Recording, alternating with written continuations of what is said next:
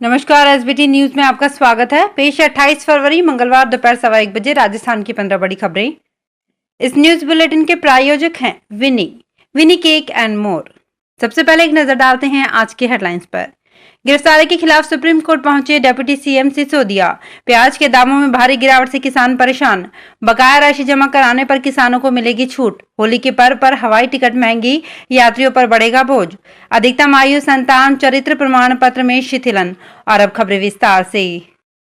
दिल्ली के deputy CM Manish Sisodia ने मंगलवार को अपनी गिरफ्तारी के खिलाफ सुप्रीम कोर्ट में याचिका लगाई है। सिसोदिया के वकीलों ने कोर्ट से तत्काल सुनवाई की मांग की।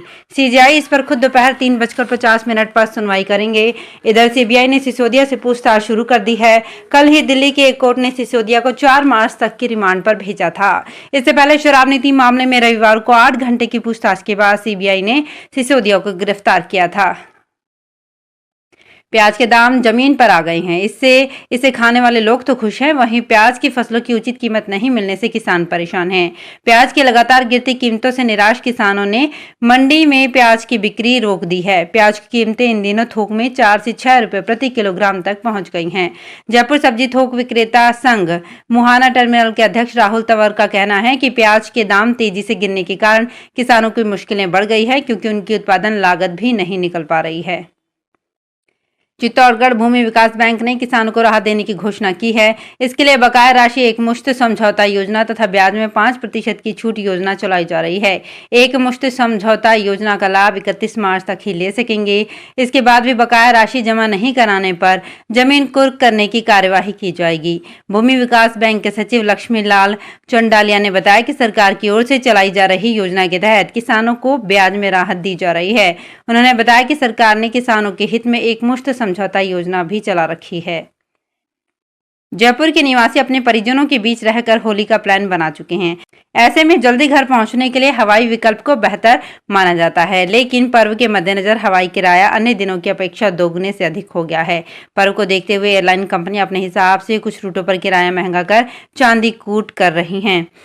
दिल्ली, मुंबई, बेंगलुरु, कोलकाता, चेन्नई आदि मेट्रो शहरों से आने वाले जयपुर वासियों ने घर आने के लिए महंगे दाम चुकाकर टिकट बुक किया है। विभिन्न कंपनियों की वेबसाइट के मुताबिक बुधवार से सोमवार तक किराए में बढ़ोतरी दर्शा रही है।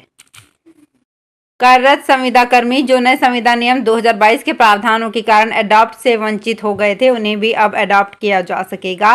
प्रारंभिक शिक्षा के संयुक्त शासन सचिव प्रवीण कुमार लेखरा ने प्रारंभिक एवं माध्यमिक शिक्षा निदेशक तथा स्कूल शिक्षा परिषद के राज्य परियोजना निदेशक को विद्यमान संविदा कर्मियों को Rajasthan contractual hiring to civil post rules 2022 के अंतर्गत लाने के लिए ऊपरी आयु सीमा, संतानों की संख्या बाबत प्रावधान, चरित्र तथा स्वास्थ्य प्रमाण पत्र संबंधी प्रावधानों में शिथिलन देने के निर्देश दिए हैं। महंगाई से परेशान आम आदमी को पिछले 1 महीने के दौरान गेहूं के आटे तेल ने थोड़ी राहत दी है। दरअसल रबी फसलों की कटाई और केंद्र सरकार की ओर से खुले बाजार में करीब 23 लाख टन गेहूं बेचने से 25 जनवरी से अब तक थोक में आटा, मैदा व सूजी करीब 23% सस्ते हो चुके हैं। सरसों तेल में 20 रुपये प्रति लीटर और आटे के थोक भावों में 8 रुपये प्रति किलो तक गिरावट आ चुकी है। एडवोकेट प्रोटेक्शन एक्ट की मांग लगातार बढ़ती जा रही है। जयपुर, जोधपुर सहित सभी शहरों में वकीलों की ओर से राज्य सरकार के खिलाफ विरोध प्रदर्शन किए जा रहे हैं। अब वकीलों ने सरकार के खिलाफ ऐलान कर दिया है कि 10 मार्च को विधानसभा का घेराव करेंगे। 1 मार्च को सभी बार में सद्बुद्धि यज्ञ होगा। 2 मार्च को प्रदेश के सभी जिला व तहसील मुख्यालय पर दोपहर 12 से 3 बजे तक वकील सभा करेंगे। फिर 3 मार्च को जयपुर में द बार एसोसिएशन के सतीश चंद्र सभागार में पदाधिकारियों की महापंचायत होगी। अध्यापक भर्ती परीक्षा 2022 में उपस्थिति का रिकॉर्ड बन रहा है। अब तक 9 में से 6 पारियों की परीक्षा हो चुकी है। इनमें 90% से अधिक उपस्थिति दर्ज हुई है, जो पिछले 3 महीने में आयोजित हुई किसी भी भर्ती परीक्षा में सर्वाधिक है। अध्यापक भर्ती में लेवल 2 में हिंदी और विज्ञान में तो आंकड़ा 95% तक पहुंच गया है। यही नहीं, अंग्रेजी में लेवल 2 का शिक्षक बनने के लिए करीब 97% अभ्यर्थी परीक्षा देने पहुंच गए हैं। उपस्थिति से इस ट्रेंड से अंदाजा लगाया जा सकता है कि इस परीक्षा को लेकर अभ्यर्थी कितने गंभीर थे। सीकर जिले में स्थित खाटू श्याम जी में दर्शन कर अपने घर लौट रहे एक श्रद्धालु से बीच रास्ते में अज्ञात बदमाशों ने मारपीट की और उसे मोबाइल और नकदी छीनकर फरार हो गए। घटना देर शाम करीब 8 बजे की है। मारपीट से श्रद्धालु बुरी तरह से घायल हो गया। उसे लोगों ने निजी वाहन से रिंगस के सामुदायिक स्वास्थ्य केंद्र में भर्ती करवाया, जहां से श्रद्धालु का प्राथमिक इलाज करने के बाद गंभीर हालत में सीकर रेफर कर दिया गया। विधानसभा में इस साल के अंत तक विधानसभा चुनाव होने वाले हैं। ऐसे में भाजपा और कांग्रेस दोनों ही पार्टियां अब चुनावी मोड में आ चुकी हैं। दोनों पार्टियों के अंदर की गुटबाजी खुलकर सामने आने लगी है। दरअसल आने वाली 4 मार्च को पूर्व मुख्यमंत्री वसुंधरा राजे का जन्मदिन है, जिसे लेकर बाड़मेर के सालासर बालाजी में एक कार्यक्रम रखा गया है। पूर्व मुख्यमंत्री वसुंधरा राजे के जन्मदिन के कार्यक्रम को सफल बनाने के लिए पूर्व विधायक बाबू सिंह राठौड़ के नेतृत्व में बैठक रखी गई थी। इसमें बड़ी संख्या में लोगों को जुटाने का निर्णय किया गया। मंगलवार को पूर्वोत्तर में 5 घंटे के अंदर दूसरा भूकंप आया। मेघालय के तुरा में आए भूकंप की रिएक्टर पैमाने पर 3.7 तीव्रता रही। भूकंप का केंद्र तुरा से 59 किलोमीटर उत्तर में था। नेशनल सेंटर फॉर सिस्मोलॉजी के मुताबिक सुबह 6:57 पर आए भूकंप की गहराई 29 किलोमीटर बताई गई है। अजमेर नगर निगम की ओर से सम्राट अशोक की सवारी में 12 किलो गुलाल उछाली जाएगी। सवारी 10 मार्च को निकाली जाएगी। आयोजन कमेटी में 4 अधिकारी एवं कर्मचारी और 14 पार्षद हैं। कार्यक्रम संयोजक पार्षद के त्रिपाठी ने बताया कि 10 मार्च को शाम 4 बजे नगर निगम से सम्राट अशोक की सवारी निकलेगी। सवारी के आगे शाही लवाजमा भी चलेगा। लवाजमे में कच्ची घोड़ी, ढोल और गैर नृत्य करते हुए कलाकार चलेंगे। सवारी नगर निगम से शुरू होकर सुभाष उद्यान पहुंचेगी। कोटा अग्निशमन विभाग के कर्मियों को एरियल हाइड्रोलिक लैडर मशीन चलाने और उससे रेस्क्यू करने की ट्रेनिंग दी जा रही है।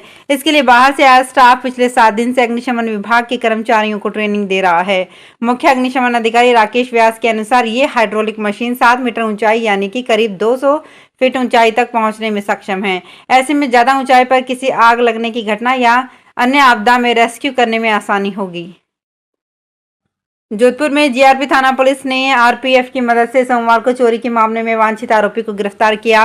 पुलिस ने आरोपी के पास से 4 लाख कीमत के 3 आईफोन बरामद किए। कई दस्तावेज भी बरामद किए। जीआरपी और आरपीएफ पिछले 3 दिन से आरोपी को पकड़ने की मशक्कत कर रही थी। जीआरपी पुलिस ने आरोपी नागौरी गेट के जनता कॉलोनी स्थित लाल टंकी के पास के अफजल उर्फ गजनी को गिरफ्तार किया है। पुलिस को देख आरोपी पहाड़ पर चढ़कर भागने लगा। पुलिस ने पीछा कर उसे दबोच लिया। राजस्थान में रोजगार उपलब्ध कराना सबसे बड़ी चुनौती बनी हुई है। हर साल करीब 50 लाख युवा विभिन्न भर्ती परीक्षा में बैठ रहे हैं और सफलता 2% को भी नहीं मिलती। ऐसे में कहीं से रोजगार मिले, इसके लिए युवा हाथ पैर मारते हैं। आप चौंक जाएंगे कि प्रदेश में 50 अप्रधान और 25 प्रधान खनिजों की खदानों से 3 लाख से अधिक युवाओं को रोजगार मिल रहा है। यानी बेरोजगारी खत्म करने में माइंस बड़ा सेक्टर बन गया है। इन 75 प्रकार के खनिजों की खदानों से निकले उत्पादों की बाद में प्रोसेसिंग, मार्केटिंग और लोडिंग आदि से हजारों लोगों को रोजगार मिलता है, वो अलग है। तो फिलहाल इस बुलेटिन में इतना ही। फिर हाजिर होंगे कुछ और बड़ी खबरों के साथ।